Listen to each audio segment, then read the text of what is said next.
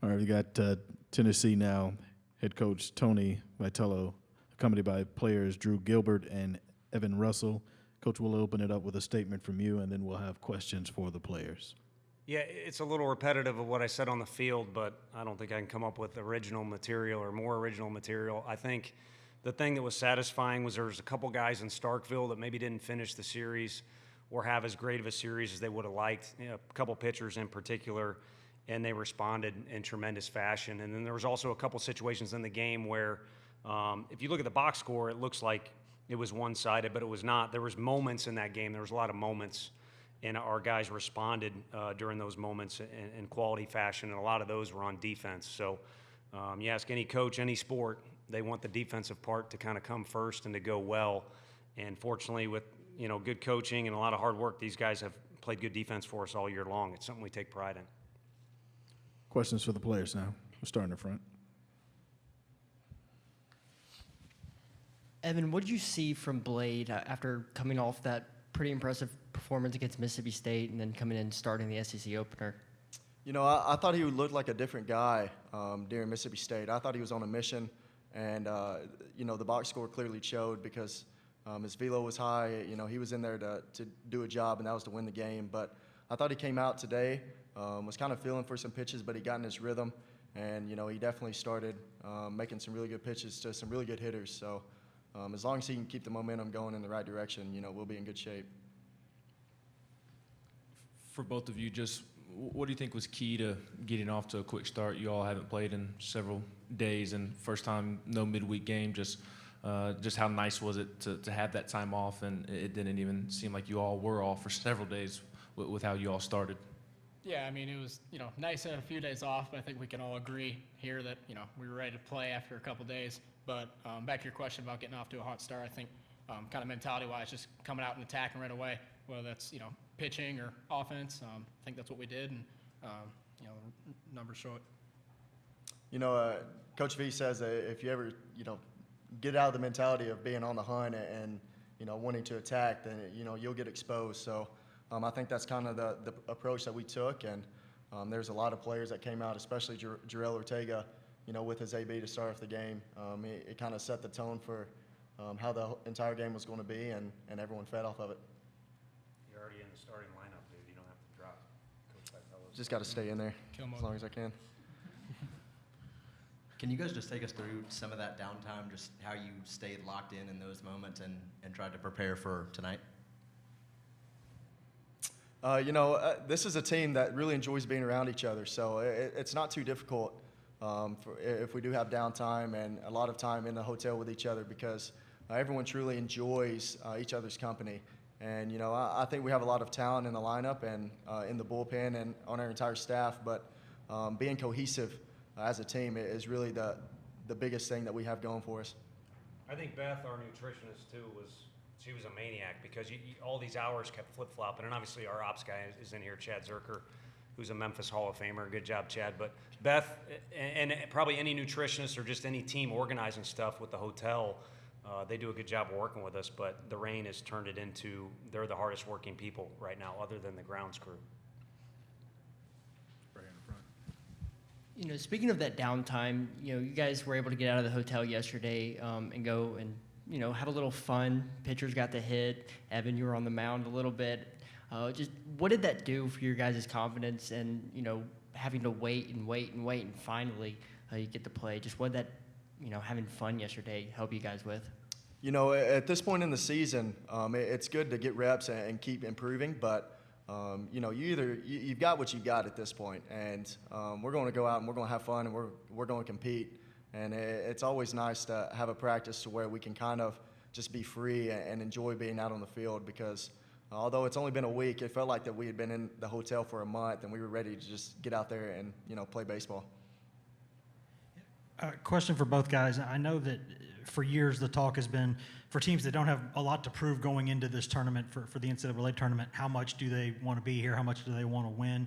I'm wondering if getting to the finals last year and losing that game made y'all a little bit hungrier coming into this thing? I mean, for some guys, potentially, but again, this is, it's a new year. We got a new team. At the end of the day, we just like competing. I've said it before. You know, we don't really care where. You know, we've been waiting to play.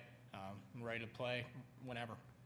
You know, last year, during the championship game, there was a flyover that was pretty cool.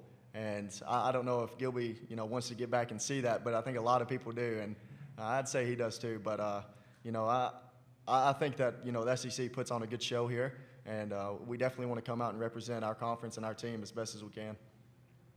Right in the front. Vanderbilt's been at the top of the SEC for a lot of years now, but you've beaten them 4 times this year. Just what can you guys say about how you've handled this rivalry this year in pretty convincing fashion tonight? I think part of it is just in this league, it's going to go back and forth. I mean, you see the fans, and as crazy as the fans are, and it literally gets to a crazy point in all sports in this league, if you run into them at the hotel, you know, you're staying in Oxford and you run into Mississippi people, I'm just using one example, they're good people, and they see these guys kind of as heroes because they're talented enough to be SEC athletes. And, you know, you go to I went to school in Mobile my freshman year at Spring Hill Jesuit, and I went to the Senior Bowl, and you didn't need any money, and I didn't have any. You just walk around to where the SEC fans are at, and they're going to feed you. And I think it's a good group of people, and part of the deal is they understand there's times where their team, it's going real well, and then there's times where, you know, Tennessee, it could be you get your teeth kicked in, and you got to be able to bounce back. So I think regardless of who we're playing, we got to understand that it's a dangerous league, and that's why we talk about what Drew said. Just when if anyone sees me keep laughing, Drew makes me so nervous up here. Sorry, I love you. Makes me so nervous anytime he opens his mouth.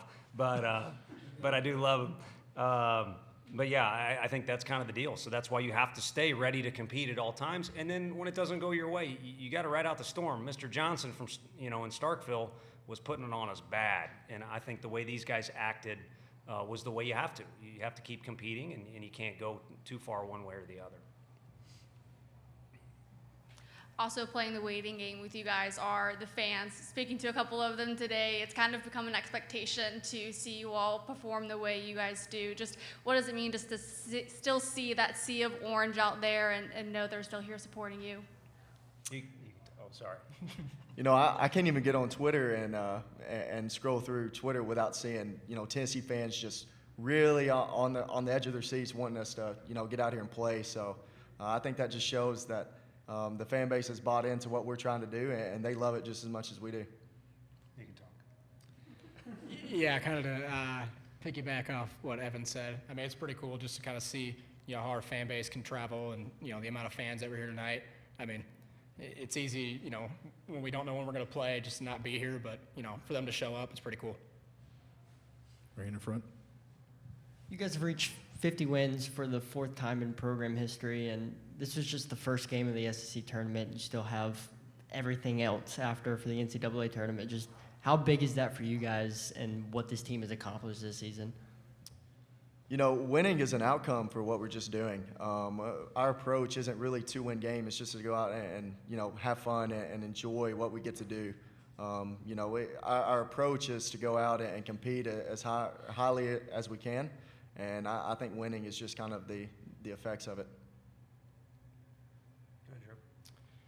Yeah, I mean, you know, 50 wins is cool and all. I'd be lying if I said it wasn't. But I think that's just kind of a product of, you know, us taking everything game by game, not looking, you know, too far ahead or looking in the past. Just understanding that, you know, every day is an opportunity to get better, whether it's practice or at the game. So we've just kind of been using that all year. Any more questions for the players? Right in the front. I guess just what's the biggest takeaway from today and the performance you guys had against Vanderbilt moving forward into the SEC tournament? I definitely thought that our hitters were coming out with an approach of on the attack, and we took our walks whenever we needed, but we took some really good swings tonight. So I think it was kind of building off of the approach that we had at Mississippi State, and I think as a team, we're seeing it really well right now. So it's always nice to see some people perform at a high level, and it kind of takes the pressure off everyone else whenever the whole team's doing it. One in the back. Yeah, quickly for both guys, that Jarrell 13 pitch at bat there that really seemed to get things going in the third.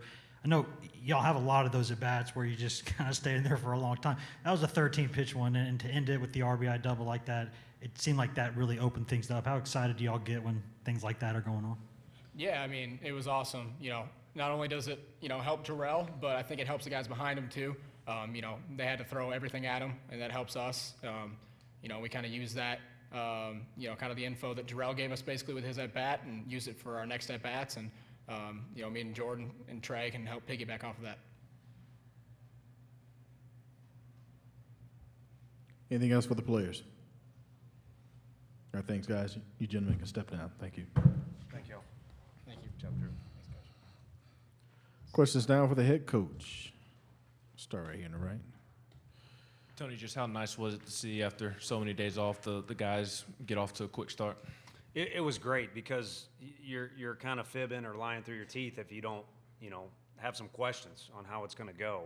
Now, fortunately, the group has kind of been consistent, and any group will give you telltale signs or some things you can maybe guesstimate off of how our workout went yesterday and things like that. But the results were good, but the effort was better. I mean, when you kind of saw the approach the first two hitters had right out of the chute, the way Blade kind of navigated through those first four hitters are dangerous. It was a good sign, and the rest went from there. Tony, I know with Jordan Beck lately, is he been pressing at all, or is it just one of those baseball things where he's just kind of hadn't had his best luck lately? I think tonight he did. I think tonight there was maybe something you could diagnose and say he kind of pulled off some pitches he was on. I mean, he's a hair away from a homer a couple different times, but it's baseball. They're not going to give you credit, not going to give you a hit because you almost hit it or anything like that. So, but if you revert back to the other games, like some of those hard contact outs in Starkville, a big home run to start the series off for us, the way he finished the Kentucky series for us, where that game was kind of still in limbo, and if he doesn't hit that homer, maybe we don't get out of there with a win. So the last few weekends have been more productive than the stat sheet reads, but I think there'd be something tonight to maybe look at and have a little better approach. And, hitters are always kind of, you don't want to tinker too much, but you do want to have some sort of adjustment you take into each day. What makes Jarrell so effective hitting with two strikes? Man, I'm going to go first instinct or word association, just passion. I know I've said that a lot when you guys ask me questions about Jarrell, but if why fans like being around him, he's just got passion for life. Why he's a good baseball player, he's got passion for playing baseball. And then I could go on and on why these guys light up when you ask them a question about Jarrell. It's kind of the same thing. So it's not like he doesn't have a skill set, and it's not like he's not a smart kid and other things, but that's the word that's going to be. He could be back in the program, when he's 40 and come back in the locker room. I'll be retired. But he can come back in, and that's the first word that's going to come to everybody's mind.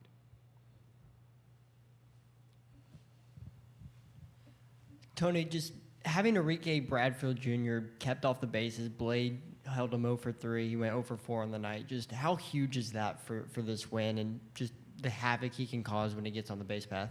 Yeah, there's graphics that ESPN flashes. And I mean, I love being around our guys, and I feel like I'm really loyal to them. But, you can very easily argue he's the most dynamic player in the country.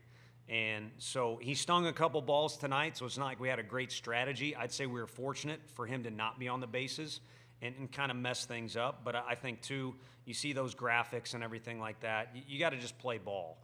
And obviously he changes the game a little bit, but you can't get too wrapped up in, what he's doing or he'll make it worse on you. So, again, I think overall just a fortunate night, and he goes home and really evaluates his day. He had a good day at the plate. We're, again, just fortunate to keep him off the bases. As good as Trey has been, at the plate this season, of course, he's made some great defensive plays as well on down the stretch this season. That one tonight being a great example. How would you say he's grown as a defender this season to become a complete player for you guys? It's been a difference maker, and man, first of all, Cruz almost injured a fan last year with a foul ball he hit way down the right field line. That guy is as explosive as it gets. And, it's pretty cool being in this locker room. You see some of these names. I got to be around Brian Anderson and recruited Kyle. These guys are all freaks that are being honored in this locker room. And Cruz is one of those for sure. And his numbers speak to it. And then Sonny, Tennessee fans, if they find out how much I like Sonny, they might slash my tires. So those guys are deserving. But if you're going to go into a courtroom and argue, well, Trey Lipscomb should have won the award because my phone got blown up with SEC Player of the Year. I mean, Trey knows what he did, and dude, those guys are as good as it gets. So nothing to be ashamed.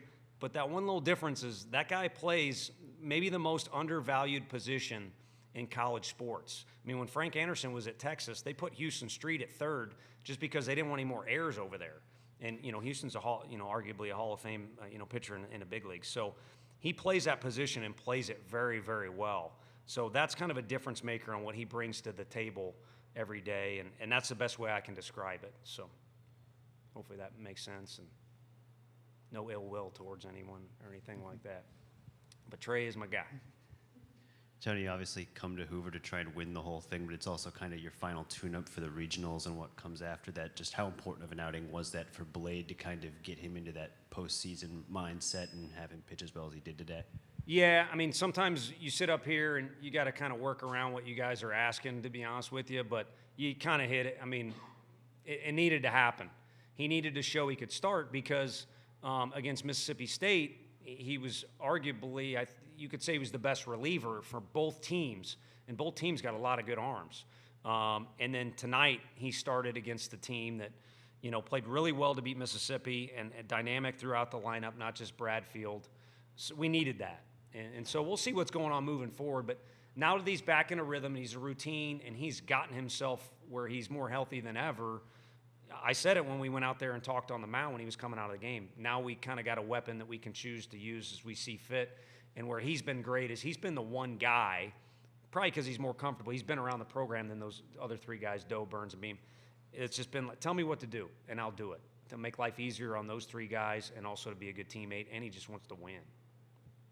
Tony, a couple things. Is Dolander still the plan for tomorrow on the mound, or has anything changed there? Yes, he will start tomorrow. And also with Vandy, I know that y'all have your program and they've got theirs, but they've kind of been a benchmark recently in college baseball. For y'all to go out there, have some success against them this year, how important has that been? I know you might have to play them again in a little bit, so you may want to be careful, but just in terms of having success against them, how important is it? No, but I'd be honest with you. It's important because they're, consistently a contender.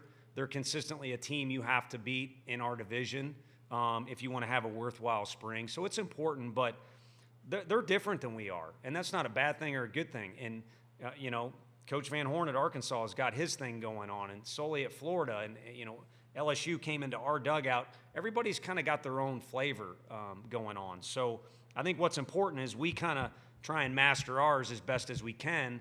And if we do that, I think it'll be good enough that we'll maybe be able to get this team in a certain year or compete with one of those kind of top-notch programs, or they set the standard. I mean, you're in this league. I already talked about the individuals, but if you talk about the logos that are next to their name, there's kind of a consistent group that you could say maybe is near the top 5 every year, but there's also teams that might finish in 10th one year, but the next year they can win the national championship. So, again, I think the key is keep your head above water, first of all, and then get as many wins as you can against anybody. And it is a little better for your program when it is one of those consistent national championship contenders, or however you want to label them. We'll get 2 more in. Tony, just with the arms that came in at the end of the game, with the score being what it was that a product of just trying to get them work and not having a midweek game starting on a Thursday? And then are you still confident and comfortable that you can kind of get your pitching ready for next weekend with it all still being crammed in this weekend? Yeah, I mean, honestly, we were just kind of worried about tonight. And what I was really concerned about is the weather going to flip this thing to single elimination? And no one here ever said that. It's just the rumors. When you got downtime, people like to gossip. And so what do we need to do, yada, yada. But when it turned out we're playing and it's game on, we were just kind of worried about tonight. And then, we did not have a midweek game.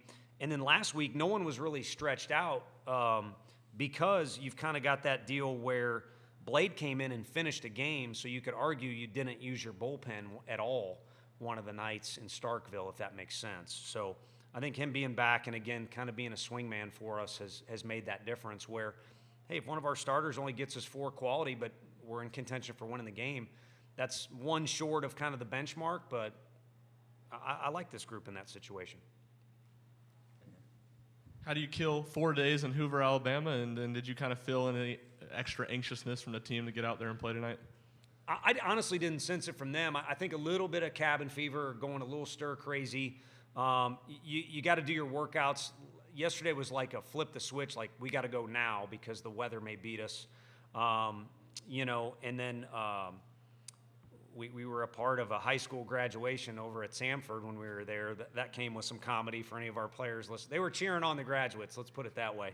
So there were a couple things that popped up, but basically, like, we've got a lot of work to do as coaches, and as players, you think, hey, what'd you do for 3 days? Did you go to the zoo or this? You're kind of held hostage when you don't know what the next thing is, if that makes sense. So a little frustrating, but this event and the way this city has kind of, put it on and continues to get a little better each year, it's fun to be at. So no complaints from myself. Okay. Tony, you've described this tournament as a gauntlet several times. I mean, it's constant back to back to back and just going and going. I got the guys' perspective on it, but yesterday, just to get out there and have a little bit of fun, get a little loose, just what did that do for the team in your eyes? I think it gave them a chance to, this is sound a little corny, but make, some memories.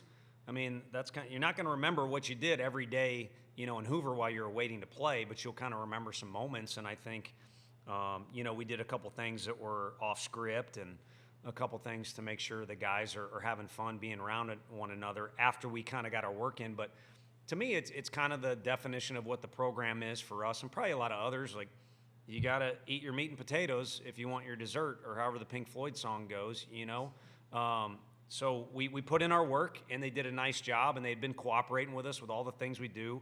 I mean, unless they're pulling a fast one, we don't really have to worry about curfew and stuff like this with this group. So, they earn the right to do that or some of the goofy stuff they do on the field.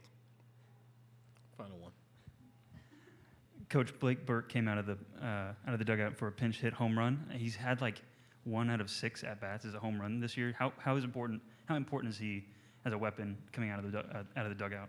Yeah, I mean, it's incredible. We were just in Starkville, and Will Clark is one of the greatest players ever in this league, and I'm not so sure those swings aren't similar. I think Chris Burke's definitely better than I am than diagnosing a swing. I think he brought up Griffey, which to me, that's like the epitome of the sweetest swing. So just bringing up those two names kind of speaks to how people see him. And what he did tonight, I mean, that was not a bad pitch. And where he hit it, and this park kind of plays big sometimes, he can really do some special things. But if you see him in the dugout and the way he acts, like if you try and give Russ 5 before him, sometimes he'll get to elbow you because he wants to beat you to him. So he's a special kid. And, it's not next year yet, but we'll be at a loss when these two guys are gone for which way to steer the guys and stuff like that. He's going to be one of those guys.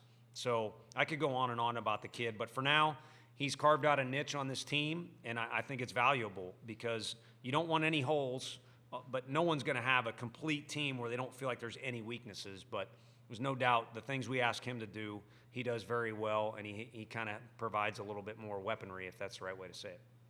Thanks, Coach. Appreciate your time. Thank you all. Have a good night.